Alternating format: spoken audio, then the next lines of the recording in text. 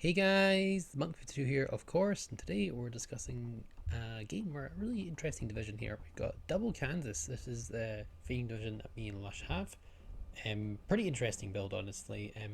Running two Kansases, I'm playing in a kind of similar fashion. It's pretty nasty against the enemy team. Imagine 24 super laser accurate 406mm guns, really ruining a broadside or just absolutely demolishing things. It just kind of happens with Kansas. It's so good. It's such a potent bow, and this game is going to highlight like it's going to be difficult to balance out the Minnesota when Kansas is this powerful.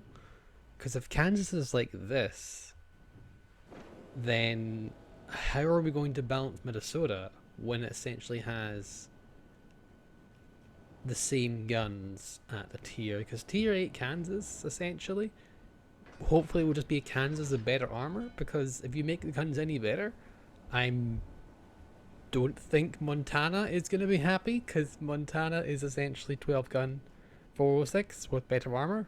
So if you're going to go round about it, Kansas is essentially a weaker armored Montana that is slower. So yeah, it's a weird one. I think they're really messing up the balance with the American BBs right now, with the massive main getting a major buff.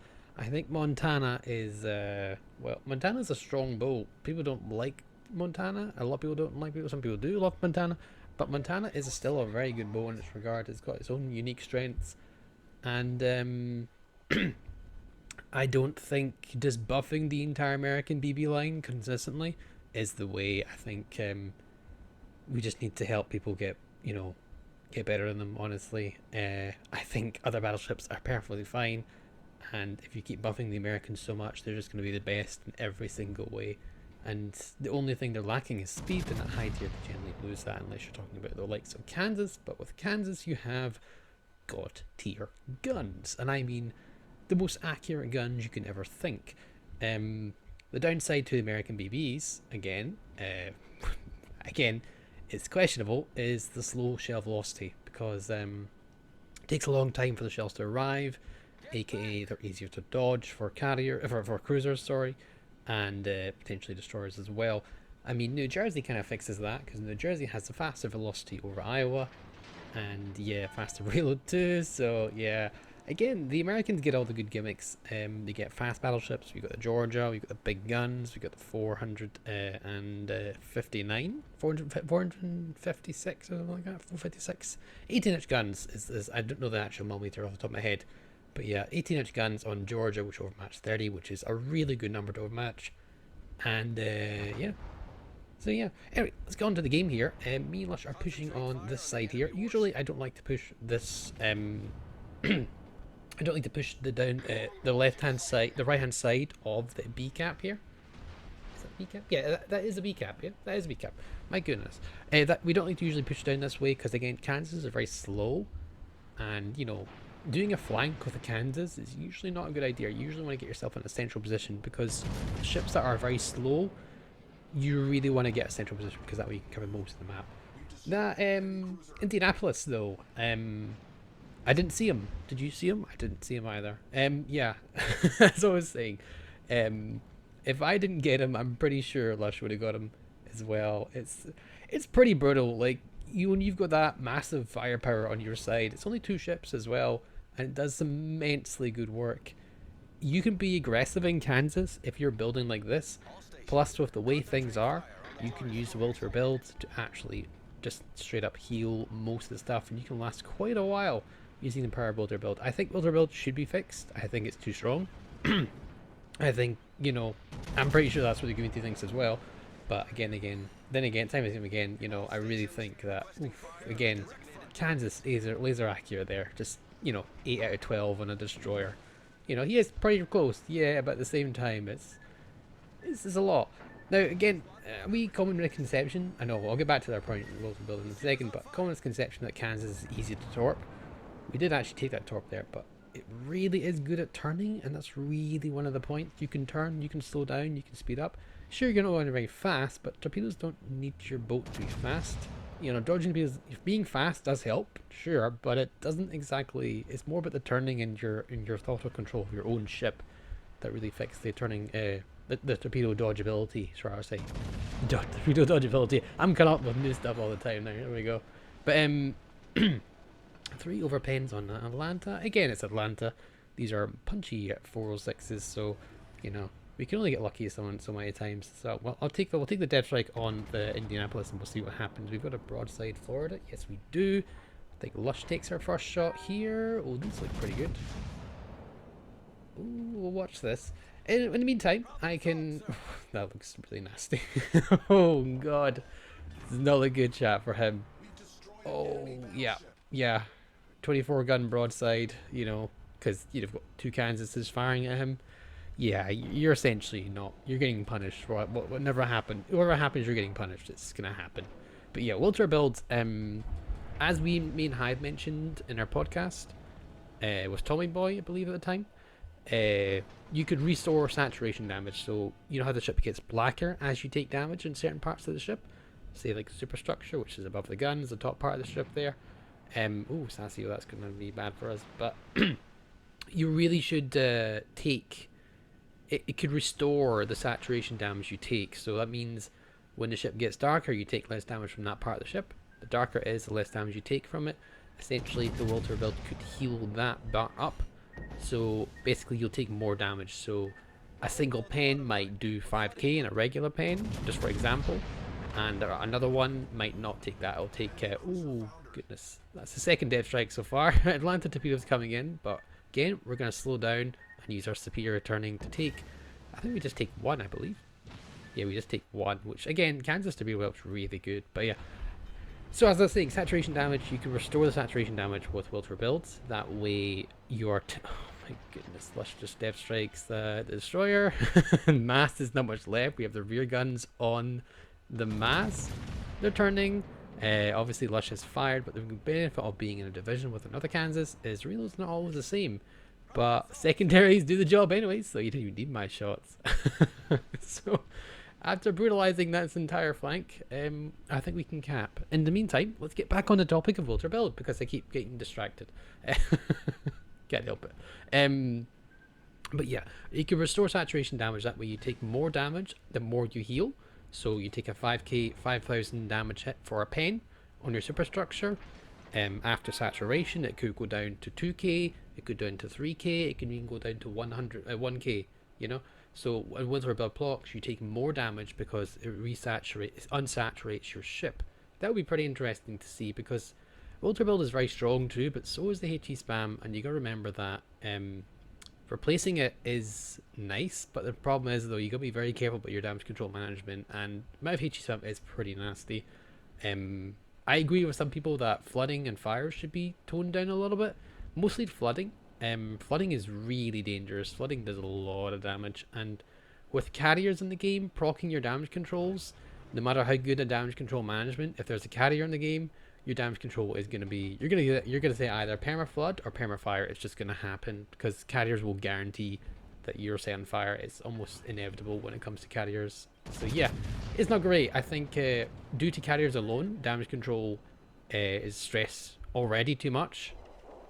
So I think flooding or fire damage could get a big nerf too. That would be nice. Wouldn't affect cruisers too much, as you remember that most of them can pen the numbers, and the ones that are reliant on fires will still get plenty of fires. Fires will still always do a lot of damage. You can always just rotate around other ships. You can see the damage you can do here. But yeah, it's pretty nasty. So you could have restoring saturation damage. That would be nice for Wilter build. You could obviously have a cap on what you can heal. I think the cap is nice. Or you could have a cooldown. It could be like a, I don't know if you guys know of the PC version of the World Warships, where they have that commander, the Russian commander, Kuznetsov, which is in our game, but completely different, because he's a cruiser commander in our game.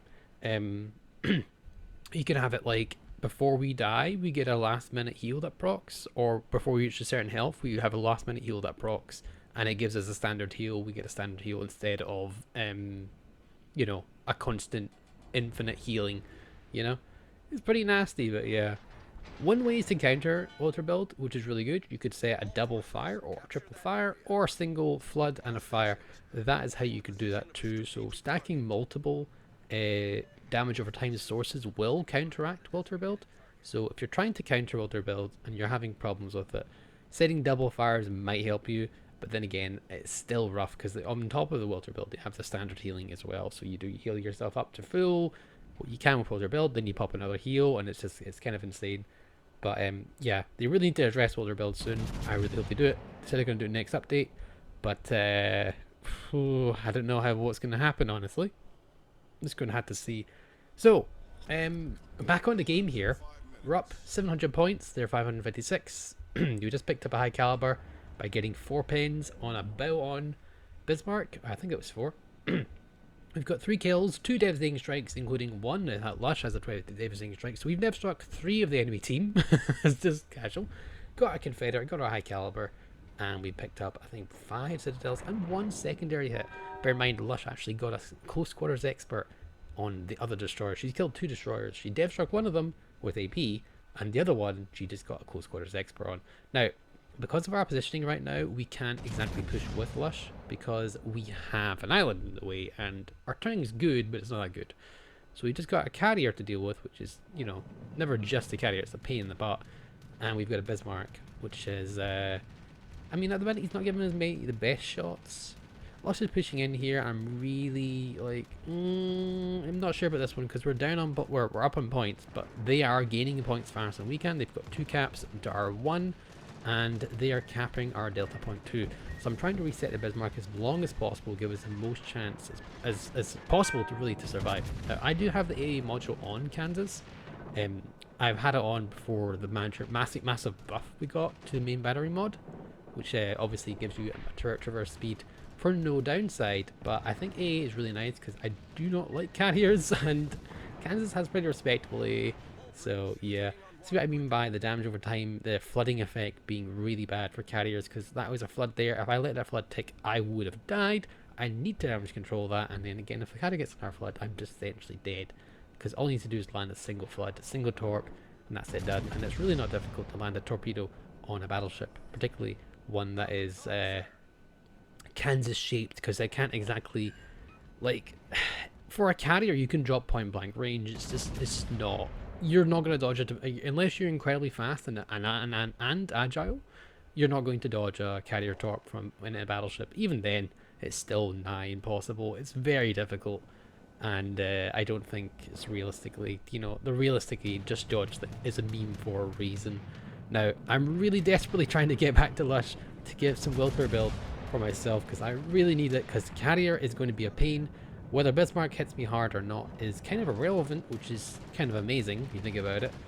Oh my goodness, Lush just takes him down to Pound Town, and I get a wee couple more pens in as well. Carrier's coming back for more. If I die, that's a 100-point lead. They will win, actually, because we're on two caps to 2 caps. Battle kill was worth 100, so I need to survive desperately. So, using the power of Welter build and as much dodging as we can do, we're going to try desperately and just survive, really. That's my goal right now, because if I die, that is the end game. Double fire. There we go. 10 seconds left. Wilter build is kicking in here.